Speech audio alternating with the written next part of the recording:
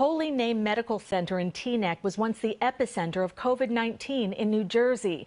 The hospital transformed itself to accommodate hundreds of patients, turning no one away.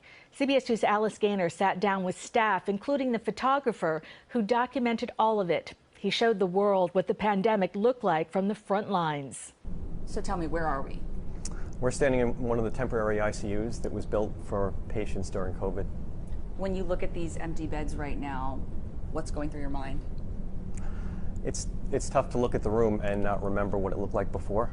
This is what it looked like during the height of the pandemic. Every patient intubated.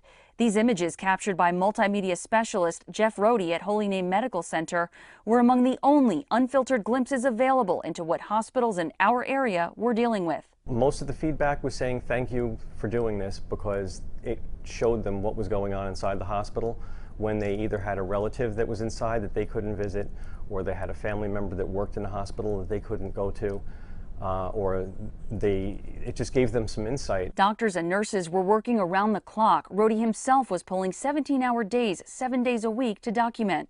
Some mornings I would walk in and just take a look inside the window and just to get a feel for what was going on, and it wouldn't be unusual to see that someone had just passed away. And sometimes that someone was a relative or colleague. I had my mom here, and she passed away here. Despite personal tragedies, everyone kept going, pausing only to pay their respects before having to move on to the next patient. That was a really difficult day. That was a patient transporter named Jesus, and his director was taking Jesus to the morgue after he passed away. And co-workers had lined up to honor him and started to applaud as he was going down the hall, and it was incredibly sad. If you ask Rohde what images he thinks about most today, 2 years later, it's these. There was a patient that was on high-flow oxygen, and he had caregivers around him, some nurses, some assistants, and they were saying from the signs that he wasn't going to be living much longer. He was going to pass away. And so they were holding his hand and they were talking to him, and they were FaceTiming with his caregiver at home. And it really was a touching moment, and I just took a few frames. Through all of the immeasurable sadness and loss here, some signs of hope. Like when a patient was released. They would play the song from Rudy over the speakers in the hospital. So tell me about bed 255. So bed 255, there was a gentleman who was intubated for several weeks. And when he was extubated, he lost the sense of time. You know, you don't realize that you're on a ventilator that long. You think you came in yesterday, and today you wake up and what you see around you are 17 other intubated patients. His first response was, I need a phone to call my boss, thinking I didn't go to work. When we told him, no, you need to call your wife because you've been here for several weeks. Michelle Acito is Chief Nursing Officer. I think we were all pretty naive to what was happening.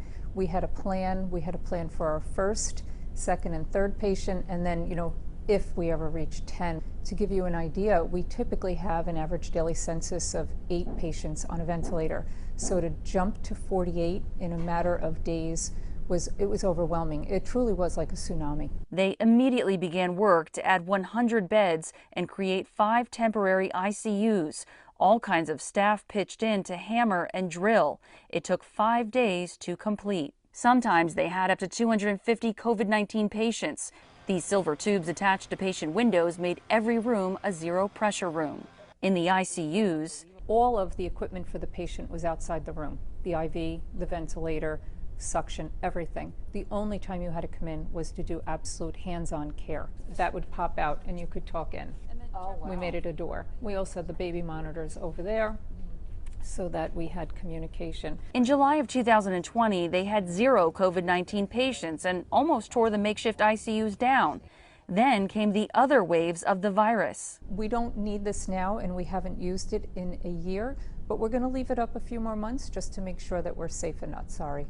Armed with the knowledge gained during that time, the hospital now has a brand new permanent state-of-the-art intensive care unit. Most of the unit was designed by suggestions from the nursing staff. There's a touchless door, windows that shade with the wave of a hand. We built these cubbies so that the equipment can be passed in and out here, again, without having to expose the staff. What we learned during COVID was that the less we need to touch, the better off we are. Though the hospital is back to pre-pandemic business these days, a physical reminder in this hallway, faces of the front line. Everyone was exhausted, and I think that you can really see that in their eyes. All have stories to tell, those who lived it and lived through it. Never forgotten those who did not. In Teaneck, Alice Gaynor, CBS 2 News.